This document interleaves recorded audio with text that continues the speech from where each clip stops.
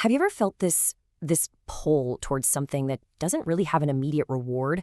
We're always told to focus on results, get the prize, but what if the real lessons, the real meaning, come from the most unexpected places, like a surreal image of two moons hanging in a twilight sky? Today, we're going to dive into how Nat One Vision can teach us all about finding true meaning in our own lives. Now, you might think this idea came from a poet or a philosopher, right? But no, it came from an architect, someone whose whole world is grounded in steel, concrete, and hard reality. After opening Haruki Murakami's incredible novel 1Q84, this vision of two moons just completely sparked a new way of thinking. It's such a perfect example of how inspiration can strike from anywhere, nudging us to see beyond what's right in front of us. So this experience led the author to a really powerful concept they call the leap of faith. And it's exactly what it sounds like. It's an act you take not for some prize, not for likes, not for anyone else's approval, but just for the pure joy and the absolute thrill of discovery. It's all about choosing to follow your own creative pulse just for the love of the journey itself. But let's be real, taking that leap, it's not always so easy. We're so often caught in this trap of chasing external rewards, right? We're constantly standing at this crossroads between the safe, paved road and the kinda scary, uncertain journey of a personal leap. So what are these traps exactly? Well, they're the glittering prizes of modern life, aren't they? Money, fame, that endless scroll for more likes. They're the quiet promises of security, of just doing what everyone expects you to do. And underneath it all, that huge, paralyzing fear of failure. They look so shiny and appealing, but man, they can really hold us back from what actually matters. And this slide, wow, it just lays it all out so clearly. On one side, you've got the glittering trap. It's that familiar world we're told is real. But look where it so often ends, with regret. But then you have the joyful leap.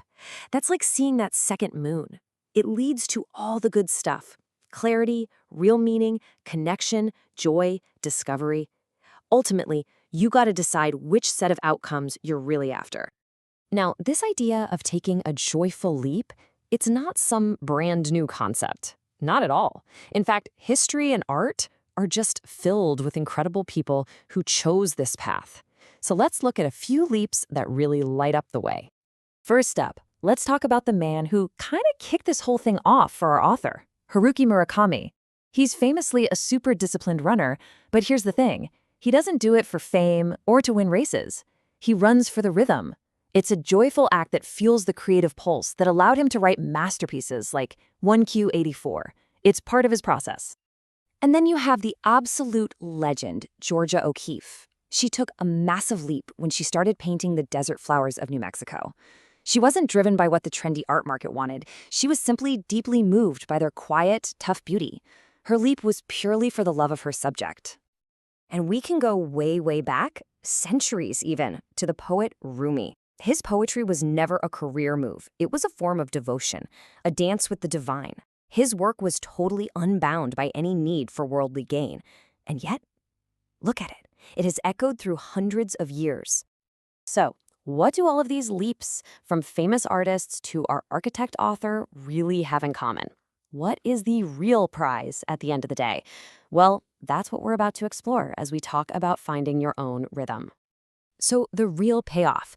It isn't something you can hold in your hand. It's a massive internal shift. It's about finding clarity in all the noise, experiencing genuine, pure joy, and feeling a deep connection to your work and the world. This is a totally different and, honestly, a much more satisfying definition of success. And this really brings us back to the core message, which the author just says so beautifully here. The universe rewards those who leap for love, not those who cling to fleeting prizes. It's this idea that when our actions are driven by joy, we just naturally align ourselves with life's deeper patterns and rhythms. And here's the cool part. This isn't just some feel-good philosophical idea. It's actually backed by science. Decades of research in fields like psychology and creativity studies all point to the exact same thing. Intrinsic motivation, that's the passion for the work itself, is what truly drives our well-being and our best ideas. Simply put, doing things for the joy of it is scientifically proven to make us happier and more creative. Okay, so maybe you're thinking, that all sounds great for artists and writers, but what about the rest of us? Well, guess what? This path is for everyone. It's time to realize that your leap awaits too. A leap doesn't have to be this monumental, life-changing event that you see in movies. No way! It can be incredibly simple. Maybe it's just journaling one sentence a day, or taking a 5-minute walk without your phone. It could even be sharing one new thought with a friend. These are the small, totally manageable acts that start to build that creative muscle. And why do these tiny acts matter so much? Well, because they take our sense of control and channel it into our strengths. Instead of chasing what's out there, we start building confidence in here. And it creates this amazing two-way street where sharing your joy uplifts you and the people you share it with, building a community that's just so much richer in meaning. So, as we wrap this up, I want to leave you with one final question that really gets to the absolute heart of this whole idea. I want you to look inward, past all the noise and expectations, and just ask yourself, what is the dance only you can do?